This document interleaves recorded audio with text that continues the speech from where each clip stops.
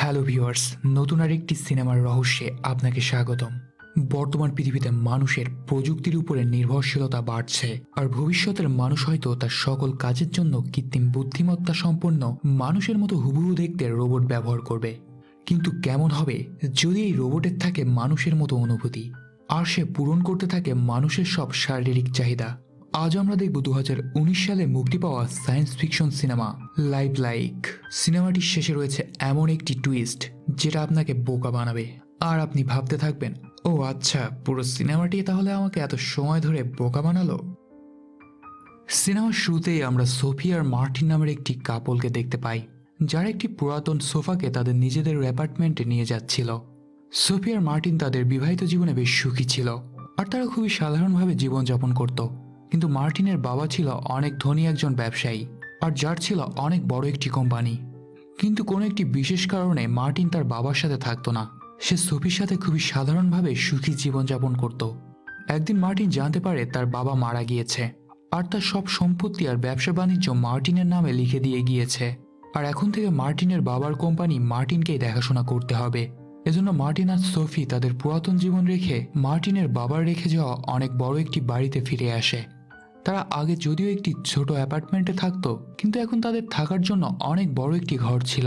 কিন্তু সোফি এই বিলাসবহুল জীবনযাপনে মোটেও সুখী ছিল না, কারণ সে খুবই সাধারণ জীবনযাপন করতে অভ্যস্ত ছিল। কিন্তু সোফির এটা মেনে নেওয়া ছাড়া আর কোনো উপায়ও ছিল না। সোফি তাদের বাড়িতে কাজ করতে আসা দুজন চাকরকে প্রথম দিনেই তাদের চাকরি থেকে বের করে দেয়, কারণ সে আগে তার নিজের কাজ নিজেই করত, আর সে চাইতো না তার কাজ কেউ করে দিক। কিন্তু মার্টিন এটা মোটেও পছন্দ করে না। সে সোফিকে বলে সোফির এই কাজের লোকদের তাড়িয়ে দেওয়া মোটেও উচিত হয়নি, কারণ তার এত বড় বাড়ি একা দেখাশোনা করতে পারবে না। কিন্তু সোফি তার নিজের কাজ নিজেই করতে চাইতো। নিজের বাবার ব্যবসার এত বড় দায়িত্ব নিয়ে এই মার্টিনের জীবনও পাল্টে গিয়েছিল, আর এখন এই বিশাল কোম্পানিটির সব দায়িত্ব মার্টিনের কাঁধে এসে পড়ে। সে এসব নিয়ে বেশ দুশ্চিন্তায় পড়ে যায়। এদিকে সোফি এই পুরো বাড়িটির দেখাশোনা একা করতে পারছিল না। মার্টিন এই কথা তার একজন কলিগকে জানায়। মার্টিনের কলিগ মার্টিনকে দারুণ একটি সমাধান দেয়। সে মার্টিনকে তাদের কোম্পানিতে কাজ করায় একজন সায়েন্টিস্টের কথা বলে, যে সায়েন্টিস্ট রিসেন্টলি মানুষের মতো রোবট তৈরি করেছিল। তার তৈরি করা রোবটগুলা এতটাই মানুষের মতো ছিল যে কারো পক্ষে এটা বোঝা সম্ভবই ছিল না এগুলো কি আসলে মানুষ নাকি রোবট। আর সেই সায়েন্টিস্টের তৈরি করা সেসব রোবট সব কাজই করতে পারে যেগুলো মানুষ করে। আর মার্টিনেরও ঠিক এমনই একজন কাউকে দরকার ছিল, যে তার বাড়ির সব কাজ করতে পারবে। এবার মার্টিন সোফিকেও তার কোম্পানিতে নিয়ে আসে। মার্টিন সোফিকে এসব রোবট থেকে একটি রোবটকে পছন্দ করতে বলে, যাকে তারা তাদের বাড়িতে কাজের জন্য নিয়ে যাবে। তারা সেখানে থাকা হেনরি নামের একটি রোবটকে তাদের সাথে নিয়ে যেতে চায়। সেখানে থাকা সায়েন্টিস্ট জর্জ মার্টিন আর সোফিকে বলে এই রোবট মোটেও ক্ষতিকারক নয়, বরং তারা মানুষের জন্য খুবই উপকারী। মানুষ তাদেরকে যা বলবে এই রোবটগুলো তাই করতে বাধ্য হবে। আর এটা প্রমাণ করার জন্য জর্জ হেনরিকে দিয়ে মার্টিনের পায়ের জুতা চাটায়। আর এর দ্বারা এটা প্রমাণ হয় যে এই রোবটগুলো নিজের কোনো ইচ্ছা শক্তি নেই। মানুষ তাকে যা বলবে সে সেগুলো করতেই বাধ্য। এবার মার্টিনের সোফি হেনরিকে তাদের বাড়িতে নিয়ে আসে। হেনরি তাদের খাবার রান্না থেকে শুরু করে সব কাজই ঠিকঠাক মতো করছিল। হেনরি খুব সহজেই বাড়ির সব কাজ করত।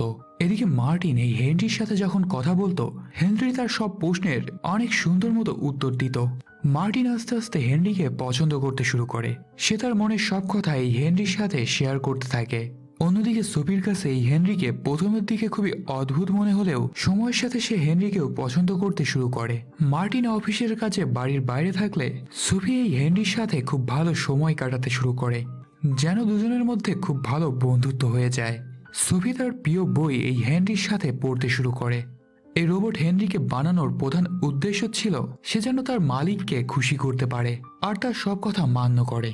আর যখন তার মালিক খুশি হবে তখন এই রোবট হেনরিও খুশি হবে। আগে সোফি আর মার্টিনের জীবনে অনেক ঝামেলা থাকলেও এই রোবট হেনরি তাদের বাড়িতে আসার পরে সবকিছুই যেন স্বাভাবিক হয়ে গিয়েছিল। এরপরে একদিন সোফি হেনরির কাছে ভালোবাসা, অনুভূতি এসব সম্বন্ধে জানতে চায়। হেনরি সোফিকে ভালোবাসার অনুভূতি সম্পর্কে সুন্দর ব্যাখ্যা দেয়। এদিকে বাবার ব্যবসা দেখাশোনা করতে গিয়ে মার্টিন এত বেশি ব্যস্ত হয়ে পড়ে যে সে সোফিকে আর সময় দিতে পারত না। আর মার্টিন বেশ কয়েকবার লক্ষ্য করে সোফি হেনরির সাথে অনেক ভালো সময় কাটাচ্ছে, আর সে হেনরির সাথে অনেক বেশি খুশি ছিল। আর এজন্যই মার্টিন হেনরির উপরে জেলাস হতে শুরু করে।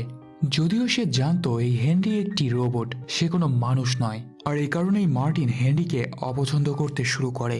কিন্তু অন্যদিকে সোফি এই হেনরিকে মানুষের নজরেই দেখতে শুরু করে।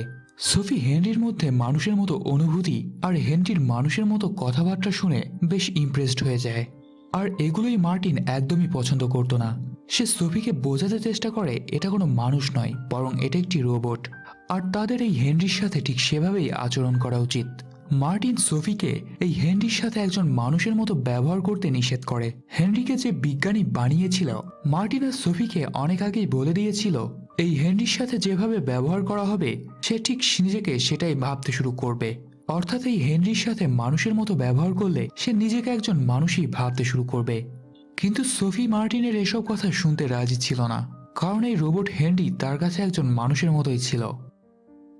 একদিন গভীর রাতে কিছু শব্দ শুনে সোফির ঘুম ভেঙে যায়। সে হেনরিকে তার ঘরে খুঁজে না পেয়ে বাড়ির বাইরে আসে। সোফি দেখতে পায় হেনরি বাড়ির বাগানে শুয়ে আছে। সে যখন হেনরির কাছে আসে সে বুঝতে পারে এই হেনরি স্বপ্ন দেখছে, কিন্তু একটি রোবটের পক্ষে স্বপ্ন দেখা ছিল অসম্ভব। এরপরে মার্টিন এসে হেনরিকে বাড়ির মধ্যে নিয়ে যায়, আর এই কারণেই মার্টিন সেই সায়েন্টিস্ট জর্জকে তাদের বাড়িতে ডাকে। জর্জ হেনরিকে পরীক্ষা করার পর তাদেরকে জানায় এই হেনরির মধ্যে কোনো সমস্যাই নেই। আর এটা ছিল খুবই সামান্য একটি সমস্যা, যেটা কিনা সব ধরনের কম্পিউটার বা রোবটের মধ্যে থাকে। সোফি সেই সায়েন্টিস্টকে বলে সে হেনরিকে স্বপ্ন দেখতে দেখেছিল। এবার সায়েন্টিস্ট সোফি আর মার্টিনকে বলে হেনরি বেশ কয়েকদিন যাবৎ মার্টিন আর সোফির সাথে ছিল, আর তারা এই হেনরির সাথে মানুষের মতো ব্যবহার করেছে, আর এজন্যই হেনরি হয়তো নিজেকে মানুষ ভাবতে শুরু করেছে। এবার মার্টিন সোফির উপরে খুবই রেগে যায়, কারণ এর পুরোটাই ছিল সোফির দোষ। সে সোফিকে বলে এই হেনরির সাথে আর মানুষের মতো ব্যবহার না করতে, কারণ হেনরি ছিল একটি রোবট আর যার কোনো অনুভূতিই নেই। কিন্তু সোফির মার্টিনের কথা মোটেও পছন্দ হয় না, তাদের দুজনের মধ্যে বেশ ঝগড়া হয়। এরপরে মার্টিন হেনরিকে তার নিজের কাছে ডাকে আর হেনরিকে সোফির সাথে সময় কাটাতে নিষেধ করে। পরের দিন হেনরি সোফিকে এসব কথা বলে দেয় যে মার্টিন তাকে এই সোফির সাথে কথা বলতে নিষেধ করেছে।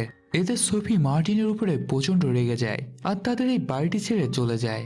সোফি চলে যাওয়ার পরে হেনরি মার্টিনকে বোঝাতে শুরু করে সোফি আর মার্টিনের মধ্যে যে সমস্যা চলছে সেটা মোটেও তার নিজের জন্য হচ্ছে না।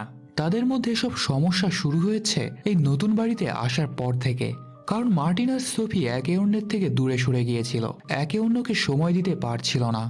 এদিকে সোফি হেনরিকে এত বেশি পছন্দ করতে শুরু করে যে সে সবসময় এই হেনরির কথাই ভাবতে থাকে আর তাকে নিয়ে স্বপ্ন দেখতে থাকে, যেসব স্বপ্নে সে হেনরির সাথে খুবই অন্তরঙ্গ হয়ে পড়ে। এই হেনরি এত বেশি অ্যাট্রাকটিভ ছিল যে মার্টিনও হেনরির উপরে আকর্ষণ অনুভব করে। একদিন যখন সোফি বাড়িতে ছিল না, মার্টিন হঠাৎই এই হেনরির সাথে অন্তরঙ্গ হয়ে পড়ে। কিন্তু এরপরে মার্টিনের এই বিষয়টি নিয়ে খুবই খারাপ লাগে, যদিও সে কথা সোফির কাছ থেকে লুকিয়ে রাখে।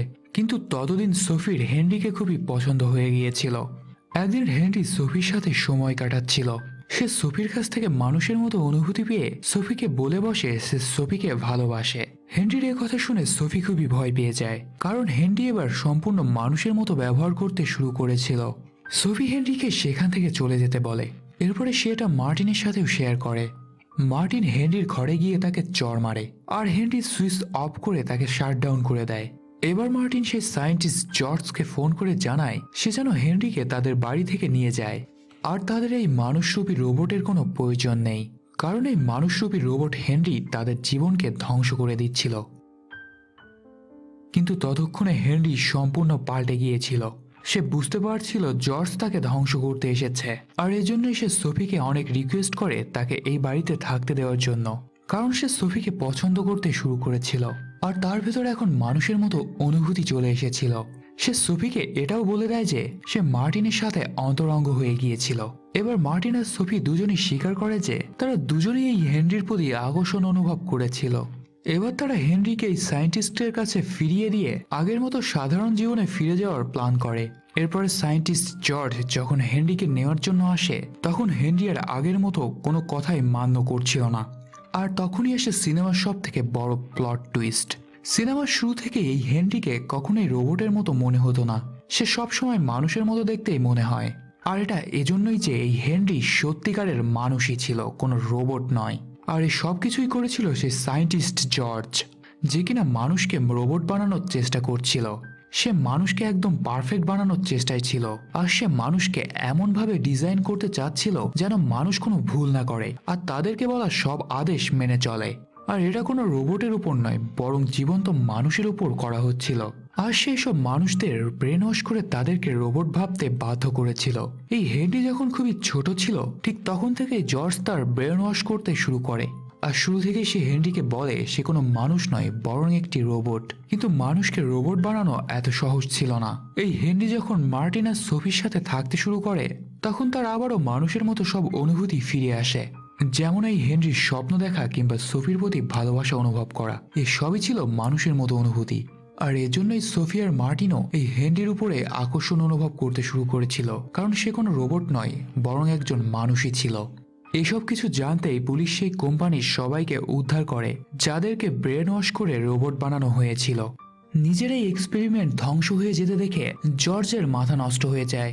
সে তাকে ধরতে আসা দুজন পুলিশ অফিসারকে গুলি করে মেরে ফেলে। সে সোফি আর মার্টিনকেও মারার চেষ্টা করছিল, কিন্তু হেনরি তাদেরকে বাঁচিয়ে নেয়। সে এবার জর্জকে মেরে ফেলে, কিন্তু হেনরির সাথে এসব কিছু হওয়ায় সে খুবই কষ্ট পায় আর সে আত্মহত্যা করে। এবার সে মার্টিন আর সোফির জীবন থেকে চিরকালের জন্য চলে যায়। এর কয়েক বছর পরের এক দৃশ্যে দেখা যায় মার্টিন আর সোফি তাদের ছেলের নাম রেখেছে হেনরি, যেন হেনরি তাদের স্মৃতিতে সবসময় বেঁচে থাকে। আর সিনেমাটি এখানেই শেষ হয়ে যায়। দেখা হবে নতুন কোনো সিনেমার রহস্য নিয়ে। Till then subscribe the channel and stay tuned.